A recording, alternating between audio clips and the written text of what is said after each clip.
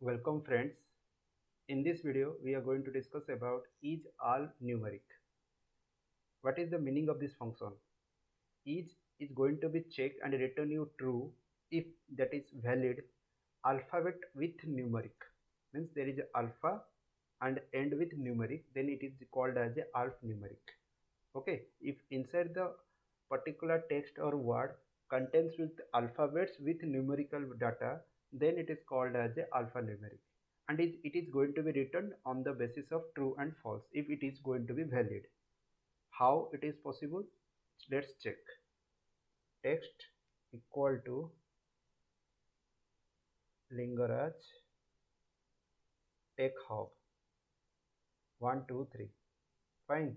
Now I am going to check text dot is alpha now. Okay, is alpha now, and it returns you if it is valid. Let's see. It's a true. If I return delete this numeric data from this particular text, then what is returns? It's a alphabet. Another time, and it by default it returns you true. Okay, if you added as a non alphanumeric characters, it returns you false. Hope so you are understand how this alphanumeric work.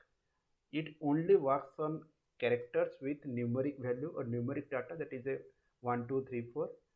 Beyond this numeric data, if you go for any non alphanumeric character, like like here I am going to add some hash explanation, it is going to return you false. Fine. So in this video, at the end of conclusion, I say that if you are using this alphanumeric, it returns you always true when it is comes out a alphabet with numeric value, and beyond the numeric value, if you add anything in that particular alphabet, then it is going to be returned as a false.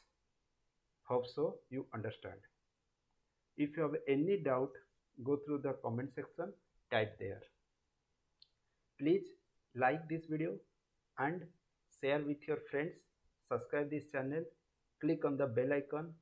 If I have upload any future videos, you get the notifications. Thank you.